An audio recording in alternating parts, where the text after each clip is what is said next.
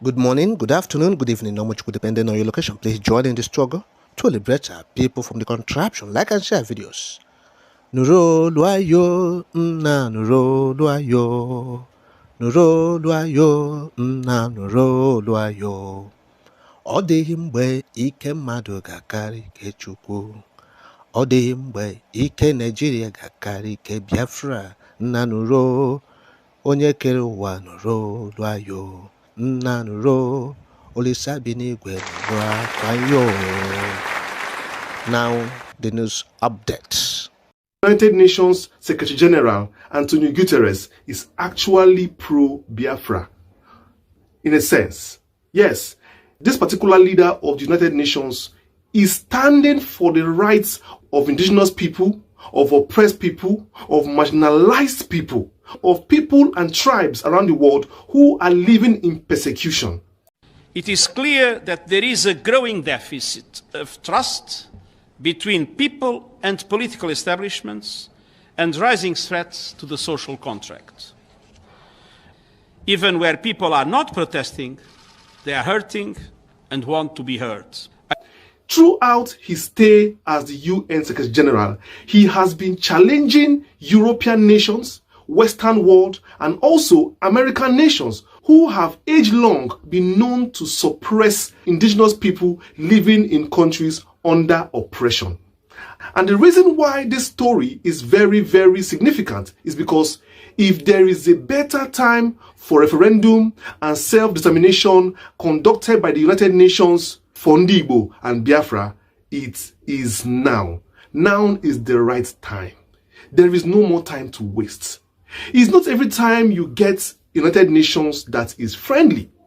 Sometimes you have United Nations that is doing the bidding of Western world, of America, and of course, many times you also have a UN that is even backed by Britain itself.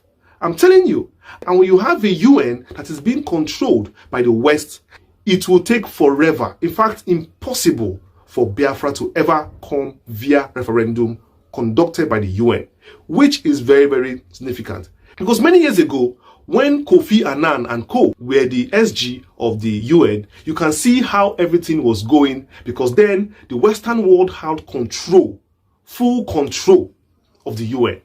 There was nothing anybody could do there without Britain signing it, USA signing it, France, Britain, France, Canada signing it. That was during the time of Kofi Annan. And remember, even during the Biafran War, United Nations was also controlled by the West, Britain, and co. That was why, no matter the amount of pressure from the world that they brought to United Nations against Nigeria that was attacking Biafra, against the oppression happening in Biafra land, the UN could not do anything about it, because it was backed by the British itself as at 1967 throughout the civil war in Nigeria. But right now, as I'm talking to you, the United Nations is being led by a man called Antonio Guterres. This man is a no-nonsense man. He himself grew up from the trenches and he understands the value of life and the pains of oppression. So I say it again, if there is a time for referendum, if there is a time for self-determination for Biafra, I am telling you, before it becomes late or before the UN falls into the hands of pro-British people, the time is now. So whatever we are doing, it is time to start doing it. I'm calling upon all the groups that represent our interests to start pushing these files as you have always been doing. Start putting these files and putting pressure, because I will read out something for you now and you'll be shocked at the work Antonio Guterres has been doing for indigenous tribes around the world. Listen very carefully. Antonio Guterres, the SG of the United Nations, has consistently condemned the marginalization, discrimination, and dispossession experienced by indigenous communities around the world.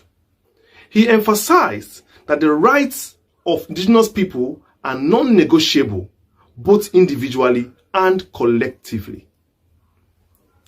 Also, he said, indigenous wisdom and stewardship of biodiversity are critical in addressing climate and sustainable crisis.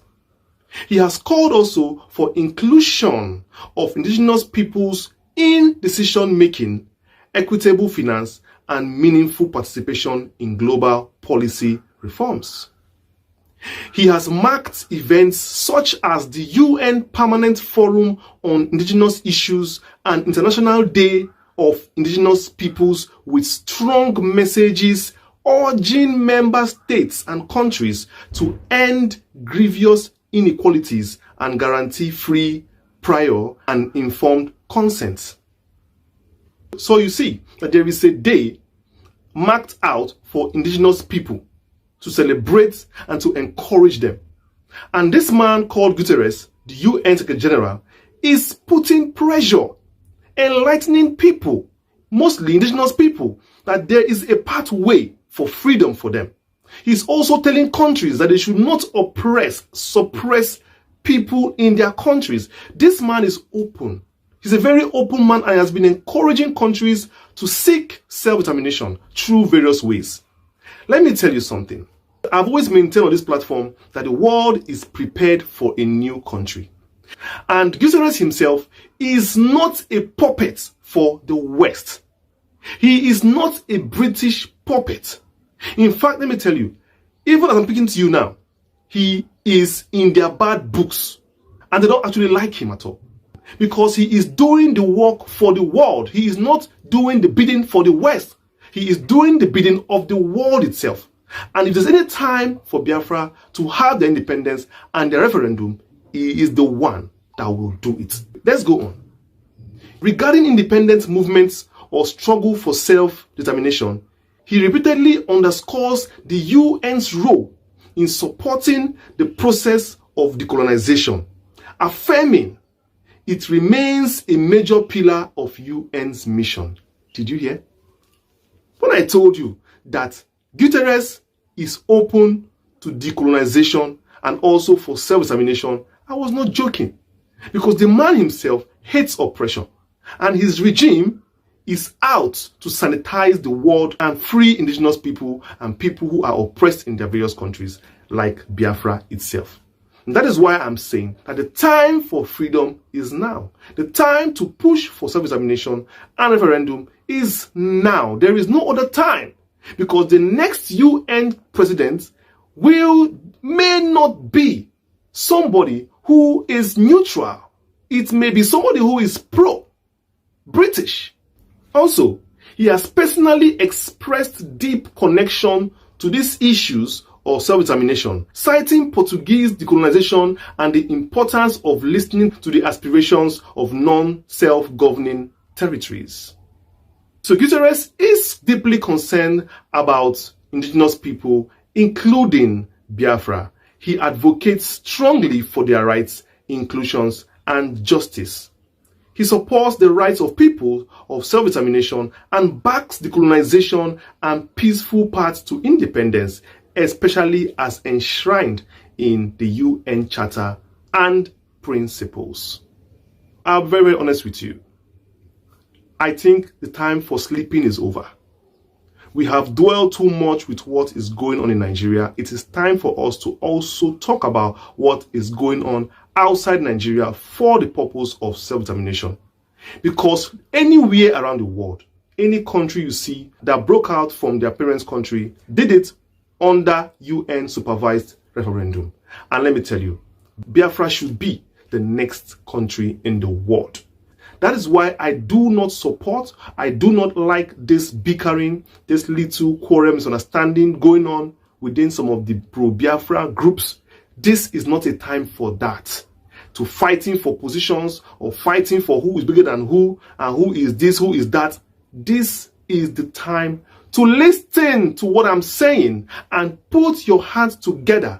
Join hands. Let's see how we can pressure the UN, who has a neutral Secretary General and has created all the departments, offices, and NGOs in the UN that are responsible for this referendum and self-determination, that we can simply go and pressure diplomatically on this issue and see it to the logical end, because you never can tell what the UN is looking for. You never can tell. But if you do not go, how will you get it? There are a lot of countries who are looking for independence also, and they are also in line in the UN there. And the UN goes through these files every day, determining the one that is of urgence. So if we are serious, we will keep on pressing. We will keep on pressing till we have a seat on the table of United Nations. As you can see, Palestine itself is not yet a country, but they have a seat in the UN. Though it's not a permanent seat, but they have a seat in the UN. They are there. They are there. So why can't Biafra have a seat in the UN? Why can't we by now have a seat in the UN? At least even if it's unofficial, yes, but even if it is unofficial, no problem. But we can't just be empty-handed like that. We can't just be fighting ourselves here at home. It is not good that people should know us, Nibo, that we don't know how to, organize ourselves. We are always full of this, dragging. I don't like it. I don't like it, and we don't see the bigger picture. The leader of UN plays a very big role. If during the Biafra war, the UN was neutral, the Biafra war would not have lasted. But the person in charge was pro-British. That was why he could not do anything. So the best thing for us to do is to sit down and understand that there is lots of work to do. And that is why the government is trying to silence these voices. My people, don't hear them now. What do you make of it? Drop your comments. But remember, it's Biafra or nothing. Bye for now.